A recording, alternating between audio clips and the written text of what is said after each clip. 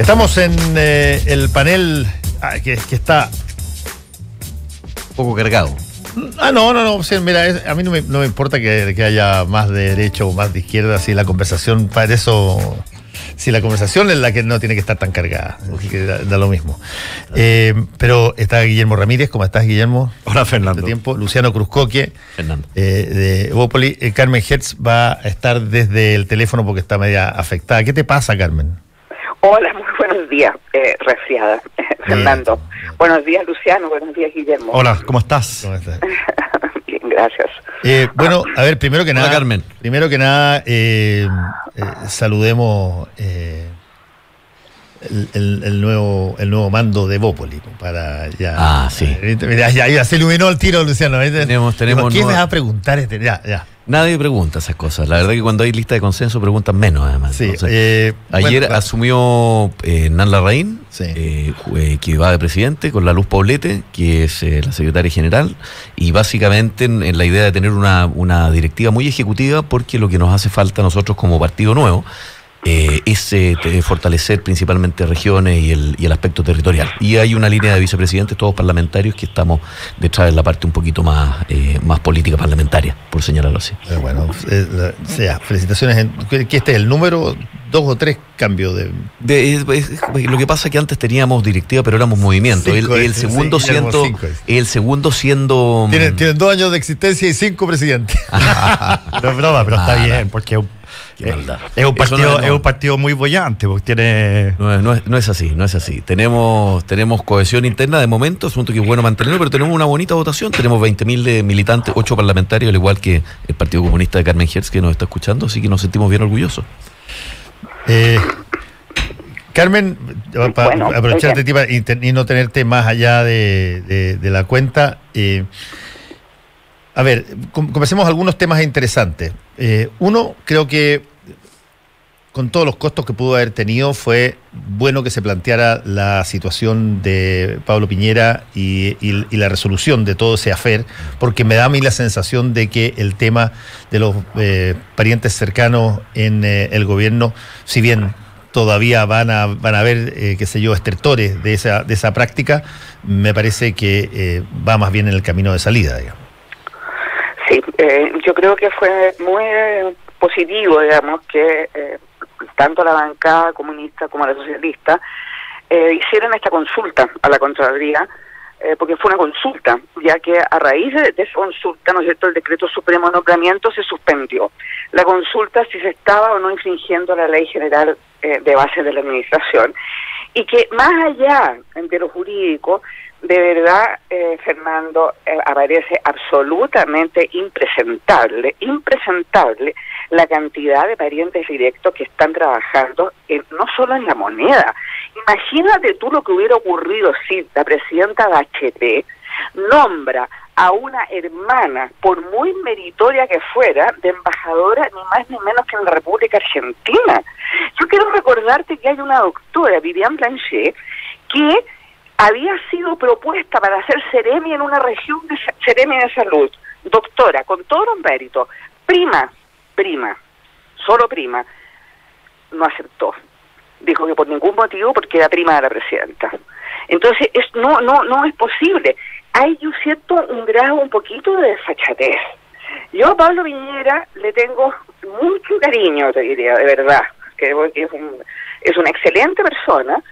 Fue un muy buen director general administrativo de la Cancillería, pero de verdad, decir ayer que el desistir de su nombramiento estaba expresando y era en respuesta al odio que existe en la clase política, me parece bastante inapropiado y extraño en él. Ahora, yo creo que fue bueno porque fue un clamor además ciudadano, no fue solo un tema político, es muy impresentable desde el punto de vista ciudadano.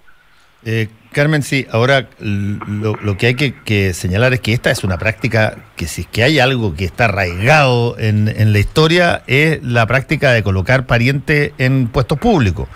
Le pasó, por cierto, a la presidenta Bachelet también con su hijo en los dos procesos, primero nombrándola en el Ministerio de Relaciones Exteriores y después como en el cargo que normalmente tiene la primera dama. para mí es irrelevante. Era el cargo de la primera dama, perdón, o sea, ella no tenía primer damo. Sí, por eso. Y lo nombró en ese cargo. Para mí es irrelevante tanto para Dávalos como para la jefa de gabinete de Sebastián Piñera en su primer mandato, que era su hija. Para mí es irrelevante que se le pague o no se le pague. Porque esa es otra explicación. No, pero es que eso eran cargos ad honorem. Perdón, a mí, ¿cuánto le gustaría a un montón de gente que lo colocaran donde están todas las situaciones críticas de poder, que para que se aprenda, para que establezca nexos, para que establezca conexiones, aunque se vaya gratis? Pero eso, todos pedirían, póngame ahí, aunque no haya. Por lo tanto, creo que eso es algo súper arraigado y que lo único que yo veo es que aparentemente está en el camino de salida.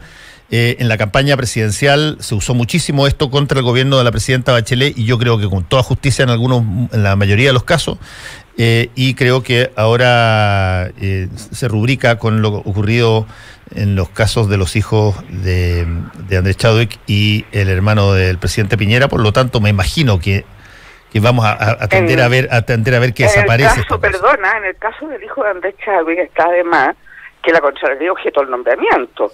Está bien, pero sí, todo ayuda. O sea, no podría sino haber renunciado. Sí. Bueno, ¿qué dice pero Guillermo? más allá, concuerdo, me parece que es una práctica, y es una práctica que debe desaparecer. Y va a desaparecer cuando haya esta presión y haya esta sanción social, en definitiva. Guillermo, ¿qué te parece a ti? Bueno, nosotros durante el periodo anterior de la presidenta Bachelet, cuando vimos que el aparato público también es muy cercano al tema de los parlamentarios, estaba lleno de hermanos de parlamentarios y primos y cosas así, la UDI presentó un proyecto de ley durante ese periodo justamente para regular el tema del nepotismo, un proyecto de ley que obviamente no ha avanzado mucho en el Congreso. La presidenta no tenía mayor interés en acelerarlo, digamos. Pero nosotros, cuando presentamos el proyecto de ley, no lo hicimos en la lógica de cerrarle la puerta, y estamos hablando, insisto, durante el gobierno de la presidenta Bachelet, de cerrarle la puerta a todos los parientes. Nosotros no creemos que en el fondo la ley lo que deba decir es que hayan ciertas personas que simplemente no tengan la posibilidad de ejercer cargos públicos por la suerte o mala suerte de ser hijos o primos o hermanos de. Nosotros lo que establecemos en ese proyecto de ley, y entiendo que el proyecto que presentó o va a presentar Evópoli, Luciano habían anunciado que lo iban a presentar el viernes, no sé si lo van a hacer. No, lo hemos socializado con el gobierno, y efectivamente lo que queremos hacer es tratar de trabajarlo internamente de manera tal de tener un proyecto que regule esto de la mejor manera posible. A nosotros nunca nos gustó que el proyecto se llamase Pablo Piñera, y por eso también decidimos disociar una cosa de la otra. Me alegro que finalmente la decisión de que Pablo Piñera hoy día no sea el embajador haya concordado con el hecho de nosotros aplazar un poco el proyecto, y lo hicimos precisamente porque jamás se pensó este proyecto en función de una decisión particular. Esto venía desde la campaña de Felipe Cast, lo dijo Felipe el día. Ahora, él también dijo una frase que yo todavía no la entiendo. Cuando él le preguntaron la primera vez por lo de Pablo Piñera, y él dijo, bueno, en el caso del presidente hay excepciones. Yo dije, pero a ver, perdón, ¿cómo puede ser excepcional el caso del presidente? Debería ser exactamente al revés. El presidente debería ser la primera norma, digamos. Sí, no, lo que pasa es que eso se pensó en función de... Perdón, es que interrumpí a Guille y te sí, puedo dame un segundo, simplemente para decir que esto no era, en el fondo, cerrar la puerta, sino que, y el desafío de nosotros los legisladores está en determinar qué personas, siendo parientes de, pueden estar en el mundo público porque tienen la trayectoria, porque tienen los méritos, porque tienen las credenciales, y que aunque sean hermanos, primos, maridos, mujeres de, en el fondo no se entiende que es nepotismo, en el sentido de que son personas que llegaron ahí por sus méritos y no porque alguien pegó el telefonazo. ¿Y cuáles son aquellos casos de personas que en el fondo llegan a ciertos cargos por el hecho de ser parientes de, que llegan ahí porque si no fuera porque son parientes de no habrían llegado a esos cargos? Yo creo que para que en el fondo tengamos un grupo de funcionarios públicos que sea lo más profesional posible, lo más capacitados posible, lo más meritorio posible, no correspondería cerrarle la puerta a todos simplemente por ser el hecho de hermanos o primos de. Nosotros conocemos muchos casos de personas que están emparentadas y que uno no tiene ninguna duda de que ahí no hubo nepotismo, en el sentido de que son personas que han trabajado en lo público desde toda la vida. Entonces, ese es un desafío importante, un desafío bonito, donde vamos a tener que atender, en el fondo, a la cantidad de tiempo que llevan en el sector público, a cuáles son su nivel de estudio, la experiencia en la materia en la cual se le está designando, etcétera. Sí, de pronto habría que pasar esto por un organismo colegiado que qué sé yo, exactamente, tenga algún grado de visión en esto, pero no con profesionalidad 100%. Pero los parientes directos, los directos es más complejo. Es que deben pasar por un sistema también, eso es importante. Y aquí yo también quiero ser justo con las personas que trabajan. Me pasa y he visto que, no sé, ha salido mi hermano, por ejemplo, a colación, que trabaja en La Moneda y que es abogado, profesor universitario, lleva muchos años en política. Pero es tu hermano, así que déjame defenderlo a mí, porque yo lo conozco muy bien. Carlos está en política mucho antes que Luciano.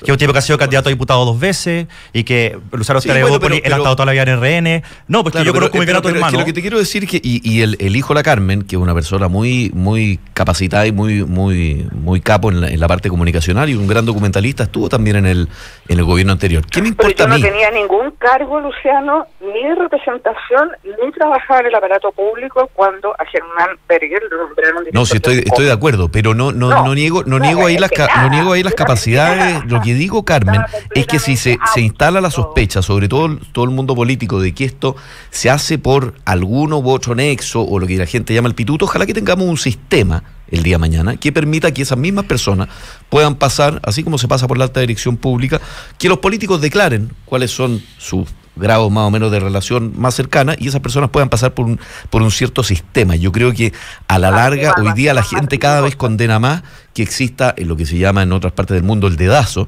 y yo creo que efectivamente caen ahí justos por pecadores. Hay gente con mucha capacidad profesional que injustamente o por razones de parentesco están relacionados con personas que tenemos cargos de elección popular o estamos en la política, y hoy día la ciudadanía está pidiendo ciertos estándares de transparencia que nosotros como políticos debemos dar como garantía a la ciudadanía, y en ese sentido crear un sistema que sea justo para todos y que permita que esas personas puedan demostrar a través de una postulación a un sistema tipo alta dirección pública o el mismo alta dirección pública, creo que puede ser una solución que le dé garantía a todo el mundo. Carmen. Yo también creo lo mismo, sí, creo que es muy importante regular, fiscalizar, porque además depende también del grado de parentesco.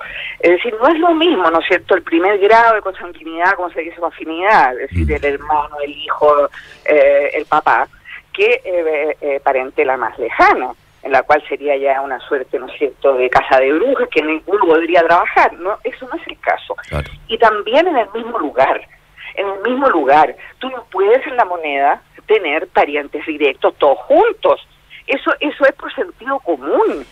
Yo diría que es por sentido común, pero aparte, cuando el sentido común falta, me parece que es muy, muy positivo que se legisle, como señaló el diputado Cruzcoque, se legisle de una manera clara, y porque además que el aparato del Estado no puede seguir siendo una suerte de botín de guerra cada vez que cambia un gobierno.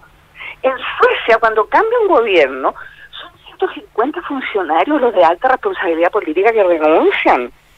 Entonces, tú no puedes pretender que el aparato del Estado es una suerte de botín, ¿Y qué ocurrió? Solamente un dato, para que entendamos el historial de lo que ha ido pasando con el aparato del Estado.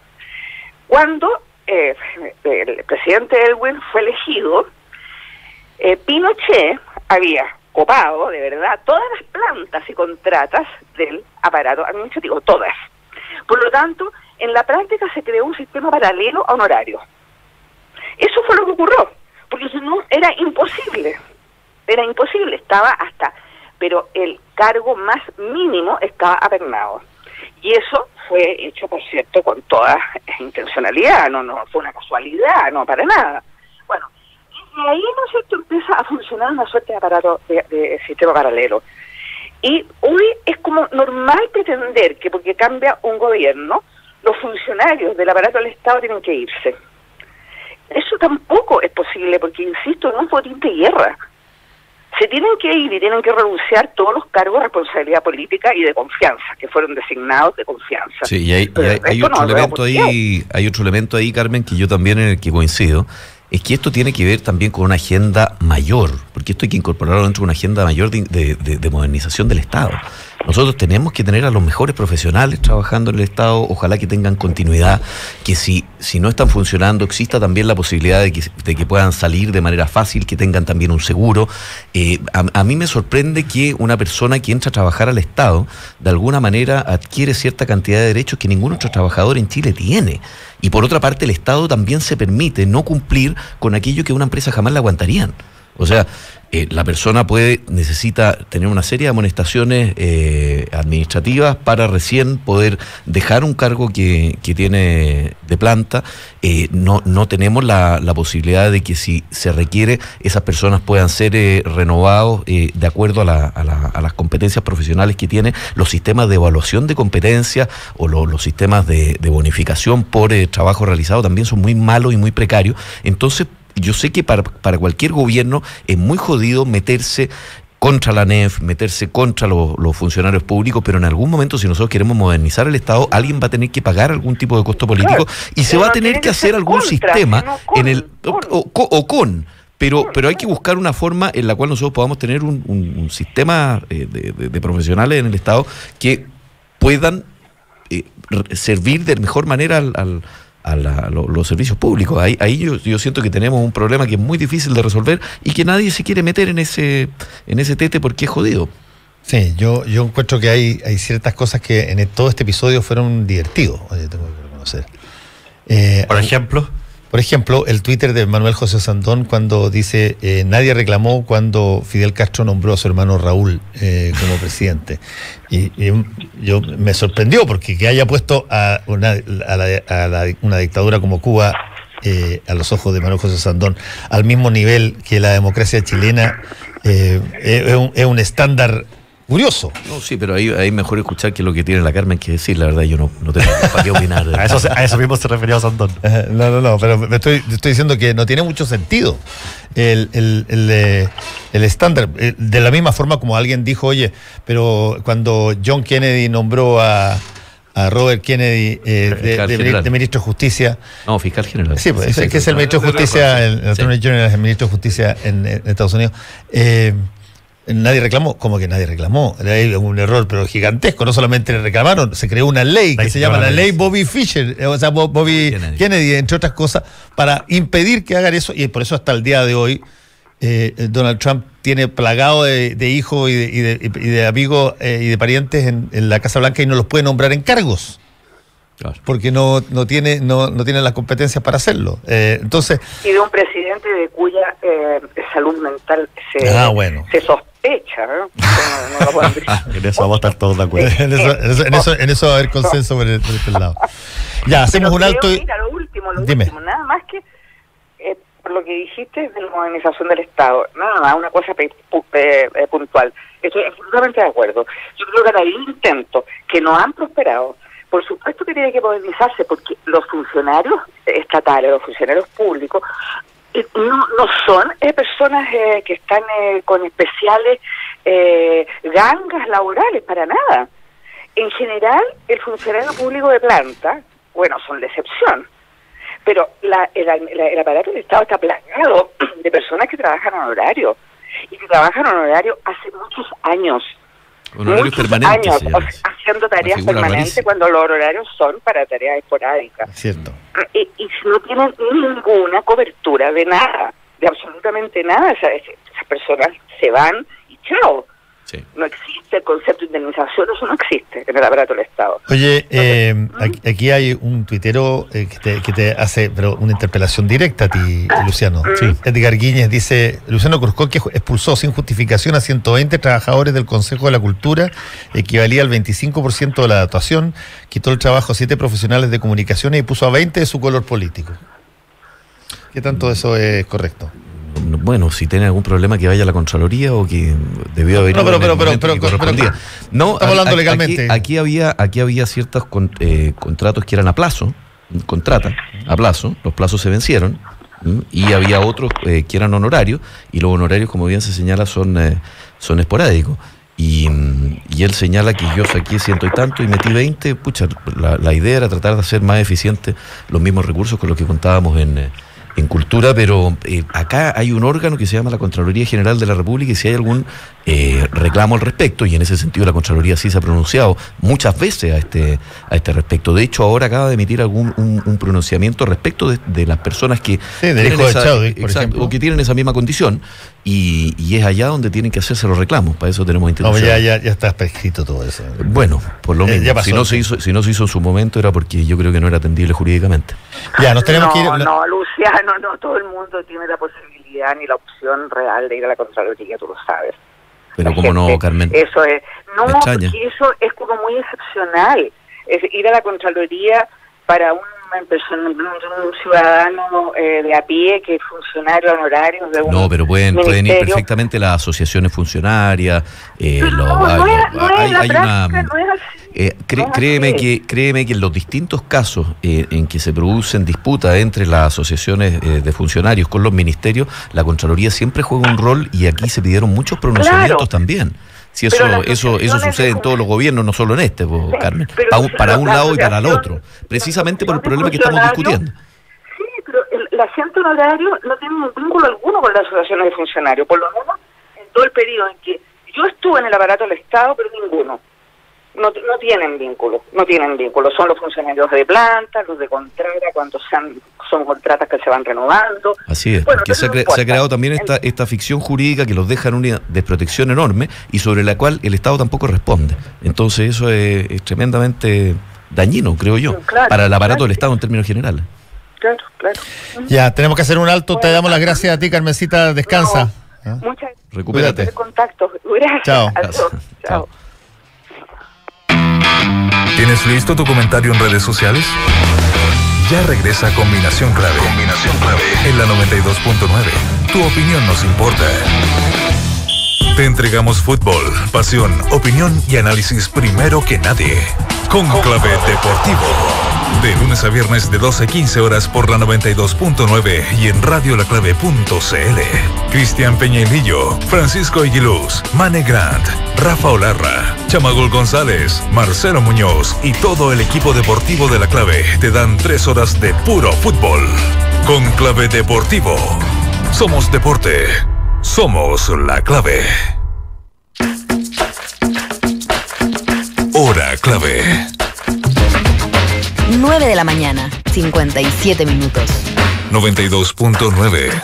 Somos como tú. Somos La Clave. En el corazón de Providencia y a pasos del metro, Hotel Nogales and Convention Center. Un servicio de primer nivel con estacionamiento, Wi-Fi y desayuno incluido. En Hotel Nogales ponemos a su disposición nuestro centro de eventos con salones con capacidad hasta 400 personas. Reserve su estadía en hotelnogales.cl o a nuestro teléfono 223-356958. Hotelnogales.cl. Lo hacemos simple para usted. Seguimos analizando la contingencia. Súmate a nuestro panel y opina con nosotros. Estamos en Combinación Clave. Mayo se vive al aire libre en el Sheraton Santiago al almuerzo. Lo esperan de lunes a viernes con el menú ejecutivo y exquisitas preparaciones en restaurante El Cid. Durante todo mayo, el fin de semana, no se quede sin probar la rica variedad de carne grilladas, pescados, terrinas, ensaladas inigualables, tortas y postres caseros en el buffet del Bohío, en un entorno inmejorable y la mejor atención. Venga a conocer el resort urbano de Sheraton Santiago. El secreto del éxito está en tomar riesgos y superar desafíos. Viva la vida, Concho, tomando buenas decisiones. Batería Hankook, mucho más. Eres parte del panel. Eres Combinación Clave. Estamos con los diputados Guillermo Ramírez y Luciano Cruzcoque aquí en el panel. Quiero hacer un planteamiento interesante porque, entre otras cosas, Luciano probablemente tiene mejor información que nosotros. Hay ciertas cosas que de pronto dejan de ser parte de la tradición o parte de lo que uno conoce. Por ejemplo, el caso del nepotismo yo creo que es una de estas cosas que está abandonando, o por lo menos está abandonando el que se haga sin escándalo, como antes se hacía sin escándalo, y para los gobiernos para atrás los revisáis, están todos llenos de parientes cercanos en esa cuestión. Otra cosa que era normalizada, naturalizada, era, por ejemplo, el acoso sexual en las empresas o en los lugares. Hoy día es un hito que no solamente no se acepta, sino que además tiene una pata fuerte en la justicia penal y en el escarnio público y en la transparencia.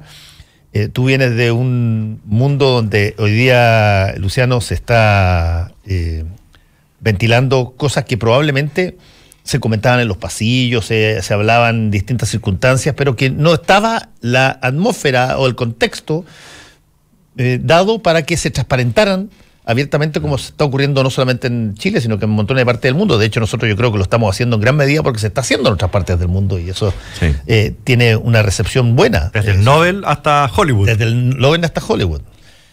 En el caso de tu gremio, ex gremio, estas cosas, ¿qué tanto son conocidas? ¿Qué tanto se comentan? ¿Qué tanto...? Mi gremio, mira, sí, hay una cosa también cultural acá. Acá es cierto que hay ciertas estructuras que permiten que una persona abuse del poder que tiene. Sin embargo, eso está tan naturalizado de alguna manera. Cuando uno ve la historia de actores, actrices, directores y directoras, en las cuales, o productoras también, en las cuales hay una relación que es irregular en términos del poder que se tiene, se junta a veces lo que se llama el hambre con las ganas de comer. Uno dice, sí, es cierto que hay abuso, pero ¿cómo se prueba eso si en realidad son dos personas mayores que están en una cierta anuencia? Ya cuando uno empieza a ver un patrón reiterado de una suerte de abuso que tiene una progresión en el tiempo, en la cual se configuran ciertos hechos de manera reiterativa, uno dice, mira, acá hay algo sospechoso, pero realmente es bien difícil. Uno sabía cosas, ¿verdad? Pero uno jamás pensaba que podían llegar, por ejemplo, como se ha llegado en este caso a señalar violación, que es un delito propiamente tal. Acá habían influencia, acá habían personas que de pronto habían barras, que se le llamaban antes, este gallo era barrero, le gustaba más esta actriz. Es muy difícil de probar, por una parte, y por otra parte también yo creo que está muy naturalizado.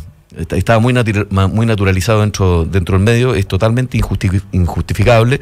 Y lo que sí yo siento que a veces se produce esto es como las brujas de Salem, esta casa de brujas en donde todos dicen haber visto a la bruja, y las brujas a veces existen y a veces no existen, y hay que ser súper cuidadoso porque incluso en casos donde hay, qué sé yo, disputas por la potestad de los hijos, aparecen violaciones que no son tales, y cualquier abogado que quiere tener la tuición de un niño señala casos que pueden o no ser reales y que realmente hay que ser tremendamente cuidadoso con esto. Sí, ahora, en el marco de lo que estamos hablando, que no necesariamente está circunscrito al fenómeno de los medios de comunicación o la televisión o el espectáculo, sino que en general a posiciones que pueden ser dentro del Parlamento. Ojo, que hay varios casos que están tramitándose en términos de justicia sobre la base de políticos, en embajadas, en fin, en situaciones de poder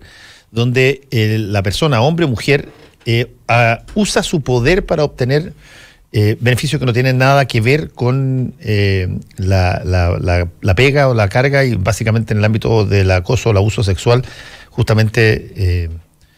a mí me interpreta tanto lo que estás diciendo, Fernando. Yo estoy en una especie de cruzada a nivel privado, obviamente,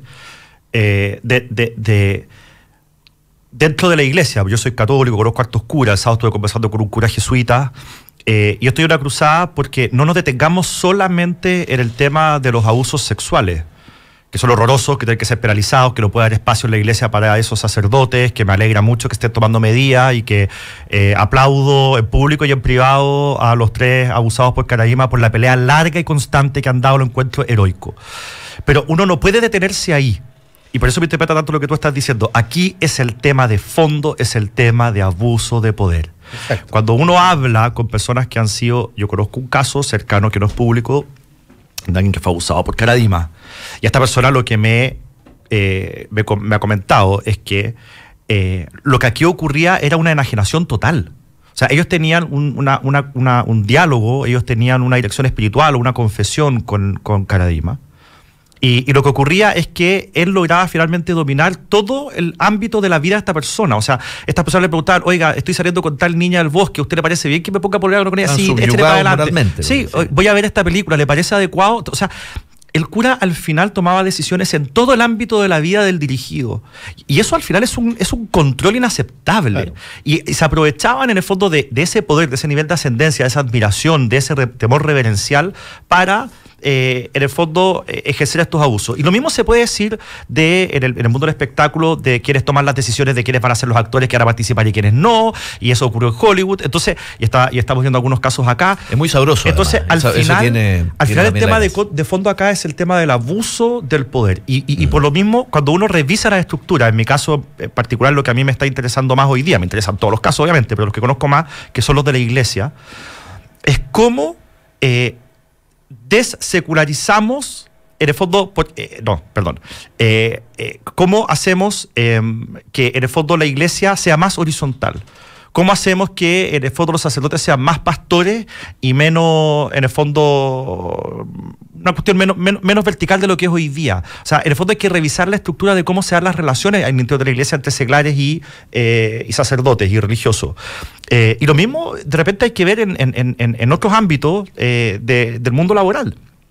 Me parece muy interesante, por eso yo con entusiasmo recojo lo que acabas de decir, porque no todo el mundo tiene esa mirada de que aquí en el tema de fondo hay un cuento de abuso de poder. Sí. Yo quiero señalar que esto es un tema además que está tocado también en la dramaturgia mundial. Hay dos obras fantásticas, una es La Bruja de Salem, que se llama The Crucible, en inglés por Arthur Miller, que habla precisamente de lo que ocurre cuando unas niñas supuestamente en Salem empiezan a ver brujas y todo el mundo dice verlas porque si no las ven The Crucible. sí, que son sentenciados a muerte. Y hay una película fantástica protagonizada por Daniel Day-Lewis que yo creo que vale la pena ver, y hay otro que es Oleana de David Mamet, en donde se produce el acoso a nivel de profesor-alumna, ¿verdad?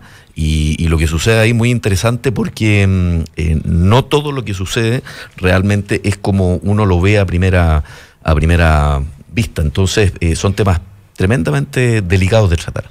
Sí, el abuso de poder es una cosa compleja de definir a veces porque está dada por atribuciones que efectivamente el poderoso tiene, digamos. Y por lo tanto tú puedes disimular de alguna manera montones de tus decisiones, básicamente recurriendo a el argumento de que tú estás en la facultad de escoger acá allá. Se tiene que dar una segunda derivada, algo de compensación de ese abuso de poder que se busca por ese tipo de cosas. Lo que tú contabas de Caradima producía eso, producía sumisión, producía una pérdida de voluntad propia y eso generaba para Caradima un beneficio, que tenía a sus huestes al lado, tenía a las personas que quería tener cerca, podía abusar de ellas si quisiera o llevarlas a una situación de poder que le redituara beneficios a la propia, qué sé yo, grupo que él dirigía o a la parroquia. Pero tiene que existir una compensación, el abuso de poder no es gratis. Sí, pero ahí y yo creo que seamos bien serios con esta. A veces, qué sé yo, sucede una admiración natural, por ejemplo, en el campo académico, sí. Un ayudante con el profesor, sí. ¿Verdad? ¿Qué tal si efectivamente existe una natural admiración por alguien y ese profesor se siente atraído y eventualmente empieza a salir con ella? ¿Qué sucede? Hay campus en donde eso no se permite. No, está normado. Y que está perfectamente normado y que eventualmente esa persona tiene que ser expulsada o tiene que salir de, qué sé yo, de la cátedra que detenta o de la clase que realiza si quiere salir con una alumna. Es muy fregado. Las relaciones también entre las personas se producen entre jerarquías que a veces no están tan normadas o tan establecidas y lamentablemente... Pero por ejemplo, el caso que tú diste en el mundo académico en general han habido personas que se han relacionado amorosamente con profesores y que han terminado casados con profesores. Por supuesto. Y las personas... Muchos. Y ha tenido que renunciar el profesor. Lógico. Y eso está normado. Además es de sentido mínimo común. Funciona así. Pero además está normado. El punto es cuando este tipo de relaciones se hacen subrepticiamente justamente porque no quieres generar la cuestión de transparencia y las personas abusan el poder y obtienen los beneficios de la ligazón. Pero lo interesante del ejemplo que pone Luciano, que tú al tiro saltaste y dijiste, oye, pero eso está resuelto, es justamente porque estamos hablando de instituciones, claro, que en todo el mundo han decidido tener normas internas respecto a esos temas. Y son pocas las instituciones, y ahora hablando en general, no solamente educacionales, estoy hablando de empresas de cualquier tipo, de la misma iglesia, del Estado, son pocas las instituciones que tienen normativa interna respecto a esos casos. Entonces, un primer paso para empezar a evitar que este tipo de abusos se produzcan en el fondo es empezar a tener este tipo de reglamentos internos que finalmente regulen estas cosas como lo hacen la mayoría de las universidades en el mundo. A mí eso me parece que podría ser el camino más adecuado para partir, para empezar. Ahora, yo me alegro que esto esté ocurriendo, me refiero a que estén saliendo a la luz todas estas cosas, porque finalmente esto nos va a permitir, por el golpe en la cara que nos ha dado a todos tan fuerte, tantos casos en tantos lugares distintos, nos va a permitir de verdad tener una discusión de fondo y tomar las medidas. Yo una de las cosas que pienso, yo sé que es contraintuitivo, pero qué bueno que el obispo Barros no se fue. Qué bueno que no se fue. Para que quedara la crema. Para que quedara la escoba. Porque si se hubiese ido, quizás estuviera quedado en la superficie. Es un buen punto. En una de esas, si se descomprime el asunto con la salida de Barro a la primera acusación que hicieron Juan Carlos Cruz, Jimmy Hamilton y José Andrés Murillo, y se va de ahí, en una de esas no se hubiese visto, no hubiese conocido todo lo otro que además había. Y había una película estupenda que dieron el año pasado también en un diario en Boston, ¿te acuerdas tú? Sí, pues la que ganó el Oscar. Spotlight. Sí. Ahora, hay una cosa así, Guillermo, que es interesante. Cada vez que tú pones el haz de luz ante algo que ha estado históricamente opaco o poco transparente, en Chile, lo que aparece no es un caso, no es dos casos, no es tres casos, ¡plum! Sí. Aparece todo. Tú miras a los niños del Sename, les pones el haz de luz a lo que pasó y de repente tienes 1.313 muertos. Claro. ¿Y quién sabe cuántos abusados? ¿Quién sabe cuántos abusados? Tú pones el haz de luz al financiamiento ilegal de la política en 2 o 3 casos y ¡guau! Se te erupta todo. Tú pones la situación en el acoso sexual, en el mundo laboral, o el abuso de poder en eso, y te puedo asegurar que después de Abreu y de van a salir un montón de casos. Para mí la pregunta es si la solución es meramente normativa. No, la primera solución es transparentativa. Transparentativa, qué duda cabe, y eso en eso yo creo que estamos todos de acuerdo, pero es meramente normativa, es un asunto educacional, cómo se educa desde niños a los niños respecto de su sexualidad, respecto de la jerarquía, respecto cómo se concilia la idea del respeto a la autoridad con la idea de yo tengo alguna cierta autonomía y que no debe ser vulnerada. Es muy fregado cómo abordarlo para efectivamente tener mecanismos sociales eficientes para que no ocurra. ¿Te fijas? Yo estoy de acuerdo, Luciano. Hay un trabajo que hacer. Está claro que evidentemente también algunos dijeron en algún momento la forma de moderarlo es a través de una educación religiosa. ¿Es tal vez la solución? Bueno, ¿Depende de un credo? No depende de los credos, eso ya está meridianamente demostrado. Pero yo siendo cristiano creo que hay un valor dentro del mensaje. Pero ¿para qué interesa en ese tema? Yo además creo, aparte de la educación sexual y todo lo que tú estás diciendo, que estoy de acuerdo, creo además que acá hay un tema de fondo que yo no sé muy bien cómo agarrarlo, me ha tocado reflexionar sobre este tema. El tema, por ejemplo, de la sociedad que estamos construyendo, en que el valor, que es un valor que yo aplaudo, como el valor al respeto, el valor a la tolerancia, se ha ido transformando también en el vicio de la indiferencia y de la vista gorda. Al final, porque se naturaliza. Porque soy tolerante y respetuoso, no me meto en tu vida. Entonces, si yo veo algo sospechoso en la pega, perdón la expresión, me hago el hueón. Claro. Entonces, al final... escucha ruidos en el departamento del lado que pueden ser una golpiza, subí el volumen de la televisión. Claro, exactamente. Que el caso de Katy Genovese en Estados Unidos, tan famoso sobre esta mujer que apuñalaron y fueron testigos 35 personas y nadie llamó a la policía. Nadie llamó a la policía. Entonces, todos hicieron otra cosa. Exactamente. Ceguera voluntaria se llama eso en psicología social. Así es. Entonces, al final también nos lleva a la responsabilidad que cada uno de nosotros tiene. Porque, claro, yo nunca he abusado de nadie, no se me ha pasado por la cabeza, pero uno empieza a mirar para atrás y uno dice, bueno, de repente... vi algo, oí algo, me contaron algo y me hice el hueón. Y creo que eso tampoco corresponde. O sea, hay que ir también cambiando la cultura que respecto de ciertos temas uno no puede quedarse indiferente. Aunque uno no tenga todas las pruebas, aunque uno no tenga todos los elementos, aunque uno no tenga un caso sólido, como diría un juez o un fiscal. Pero de cierta forma uno... no sé. Y te voy a decir, hay una razón extra de por qué eso es importante, Guillermo. Y que en el caso particular de lo que está pasando en Canal 13 puede ser relevante. No sé si que estarán prescritas o no están prescritas las cosas. ¿Por qué? si es que la institución tuvo indicios o tuvo rumores o tuvo información de que algo estaba pasando en determinada sesión, legalmente la institución tiene responsabilidad penal. Si el canal tuvo antecedentes que una persona, por ejemplo, estaba siendo abusada o estaba siendo abusadora en función de su cargo, pero qué sé yo, iba top en los ratings y por lo tanto no quisiste hacer nada, pero tuviste la información, y eso se descubre más tarde.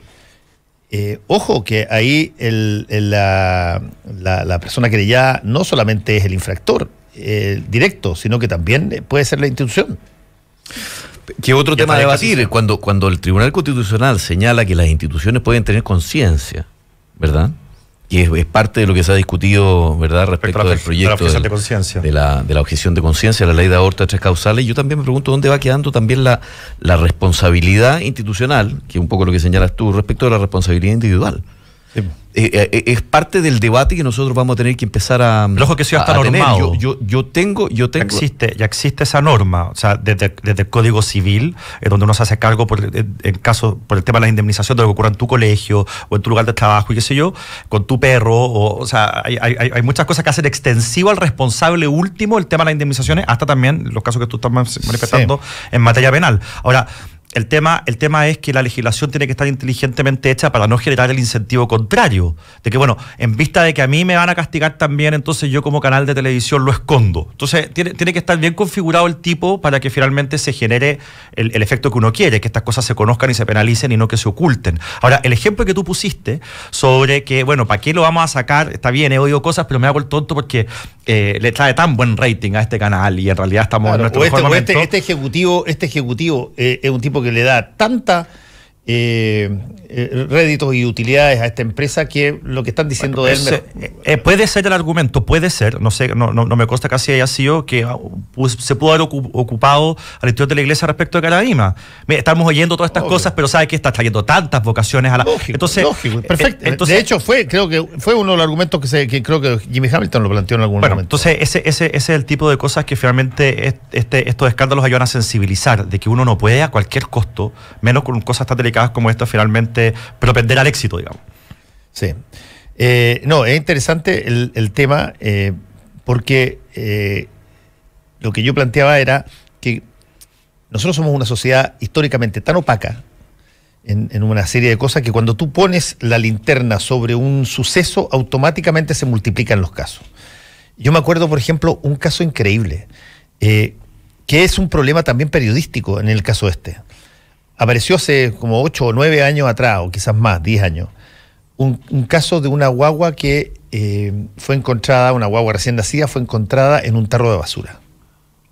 Y se quedó un escándalo fantástico. Mira, a los 15 o 20 días habían como 4 casos de guaguas tiradas Entonces uno se preguntaba, ¿qué? ¿Aumentaron los casos? Yo creo que no. Yo creo que lo que aumentó fue que pasó a ser noticia y uno empezó a investigar más. Empezaste a buscar situaciones y ese tipo de cosas en ámbitos de estas aberraciones o de este tipo de conductas impropias abundan tanto que si los vas a buscar las vas a encontrar. Y hay mucho. Pero Fernando, yo no lo atribuiría a la opacidad de la sociedad chilena. Podemos discutir eso respecto a otros temas, pero lo que tú estás diciendo es predicable de cualquier sociedad, cualquier parte del mundo.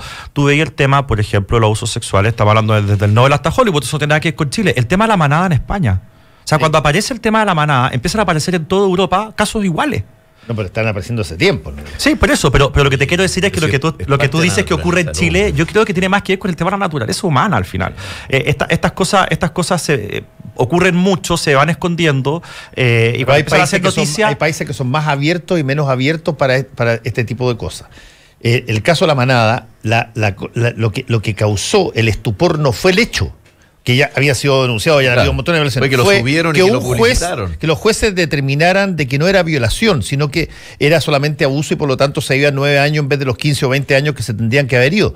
Y la justificación de uno de los jueces diciendo de que como ella no alegó, como ella no pataleó y como ella no gritaba socorro, entonces no estaba siendo violada. Bueno, pero tanto así que ellos se permitieron hacer solas público también de su fechoría.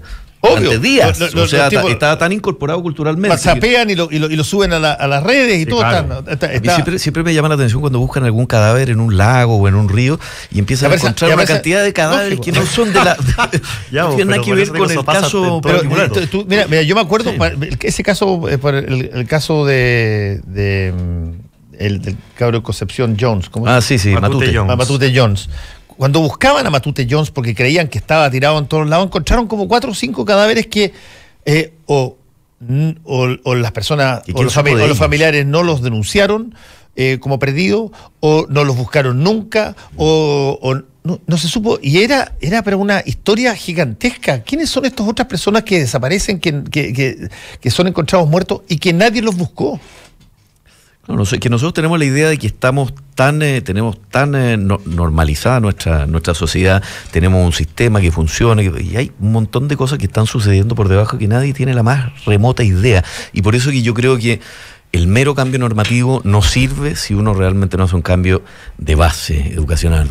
Hay que tratar de mirar cómo es a nivel mundial, comparadamente en diferentes culturas, cómo se van dando este tipo de casos y cómo se trata la opacidad. La opacidad es muy difícil, la sospecha es muy difícil de normar, de determinar por la vía normativa, creo yo. Sí, pero en todos los países del mundo este tema es de esos temas que avanza, en la gran mayoría, de los temas que avanza hacia 2 variables muy importantes. Uno, las víctimas están hablando con mucha más confianza que antes. La razón por la que las víctimas no hablaban en términos del abuso sexual por parte del clero, lo decían los irlandeses, lo decían en Boston, es porque ser el primero en una cosa donde tú vas contra un poder gigantesco es súper costoso. A los 3 de Caradima lo hicieron pebre cuando salieron los primeros acá. Hoy día que tú tienes una base de denuncia relativamente consolidada, creo que te da un poco más de confianza, estás con más seguridad en hacerlo. Las personas que denuncian estas cosas en el mundo de la actuación en televisión, probablemente las 2 o 3 primeras personas que salieron hiper nerviosas, jodidas, no querían que la cosa llegara a mayores, pero en la medida que esto se ve como un problema mayor, las personas que vienen detrás se sienten más seguras, digamos. Y esa es la labor, quizás un poco lo que tú decías, Guillermo, es la labor el valor que tiene ser el primer denunciante. Bueno, ya antes que pase al segundo punto, porque vas a nombrar 2, sobre el primero. No solamente eso que tú dices de ser el primero que enfrenta a los abusadores, sino que también hay un tema psicológico, psiquiátrico, que está súper documentado, que es que en general los abusados, por el mismo hecho del abuso, terminan con su autoestima total y absolutamente destruida. Y llegan al punto de pensar y empezar a convencerse de que de cierta forma ellos son también culpables de lo que les ocurrió. Es una cosa muy absurda, porque ellos son las víctimas, ellos no son los victimarios, ellos son los que sufrieron el abuso, no los culpables. Pero se genera ese desorden, si tú quieres, psicológico, que finalmente les hace también querer ocultar el hecho, porque les da vergüenza, porque creen que ellos van a ser juzgados de alguna manera.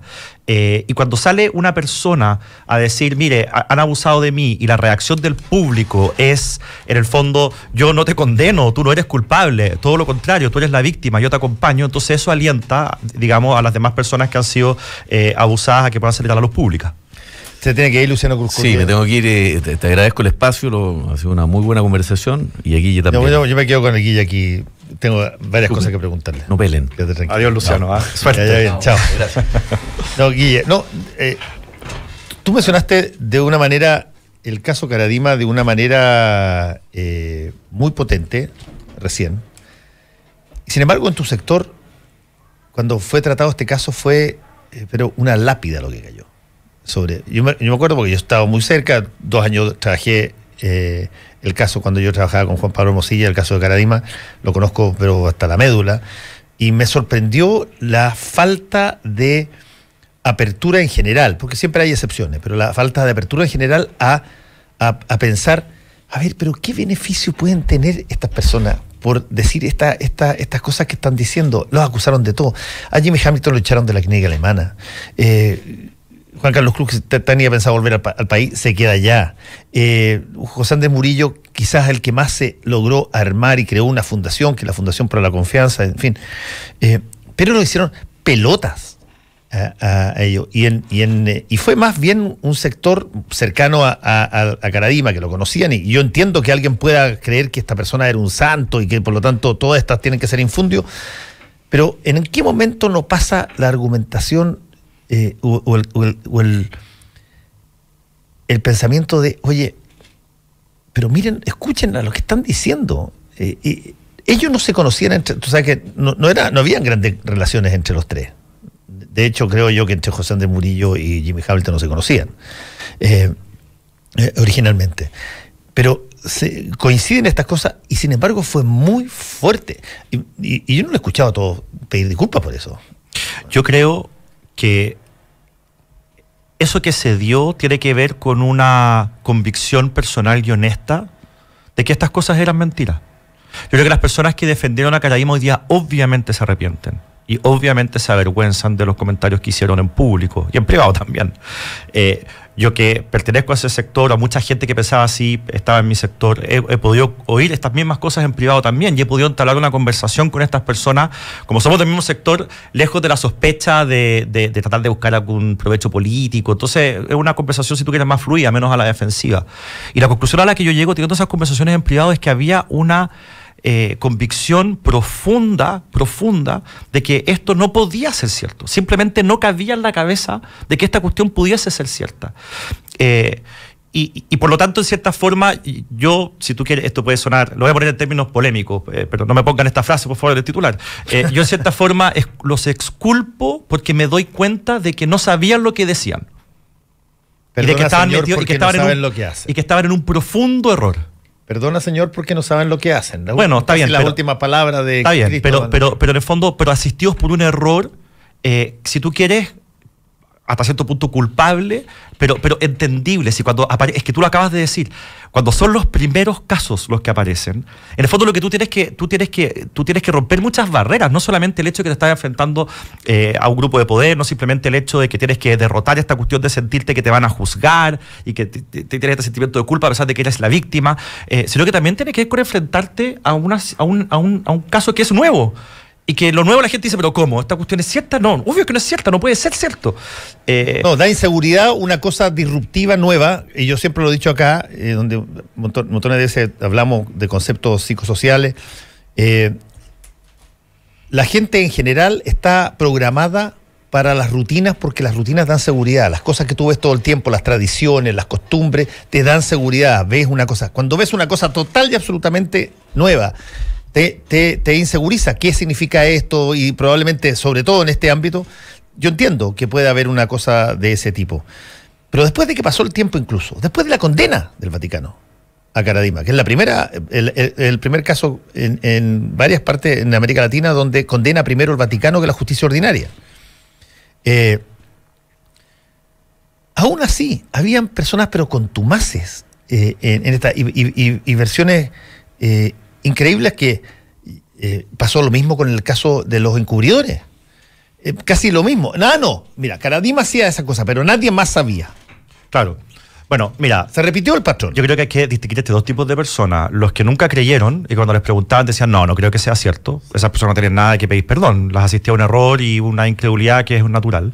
Y las personas que hicieron acusaciones contra Hamilton, Murillo y Cruz, diciendo ellos lo que quieren es plata, ellos lo que quieren es figurar. Bueno, ese ya es un caso distinto y cada uno en su conciencia verá si tiene que pedir perdón o no. Pero son dos casos distintos. Ahora déjame contarte algo. Yo conozco a algunas personas, por lo menos dos, que pertenecían al Regnum Christi, que es el movimiento de los legionarios de Cristo, que cuando ocurre lo de Maciel, ellos decían, no, sabéis que esta cuestión es mentira y qué sé yo, y cuando se convencen de que es cierto, se van a refugiar, digamos, empiezan a dejar de ir a las misas y actividades de los legionarios y se fueron al bosque.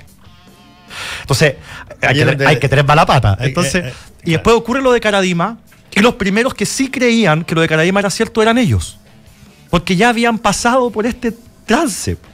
Ya habían pasado, ya decían, no, si esta cuestión yo ya la vi, esta película yo ya la vi. Entonces, en el fondo, eso de cierta forma te confirma de que aquí, en las personas que los defendieron y qué sé yo, no había mala fe, había amistad, había engaño, había ceguera también. Y había en algunos casos las ganas de creer que no fuera cierto, porque si que fuera cierto se le desmoronaba una... Claro, este cura me casó, este cura bautizó a mis hijos, entonces obvio que no quiero creer que el tipo es un pedófilo. Claro. Ahora, pero eso dura lo que la evidencia prueba, ¿no? Lógico. Guillermo, muchas gracias por estar acá con nosotros este día lunes. Que te gracias a ti, Fernando. Nos vemos. Volvemos. Conéctate a la web. Y sigue el debate por Twitter en @Radio La Clave. Ya vuelve Combinación Clave, solo por la 92.9.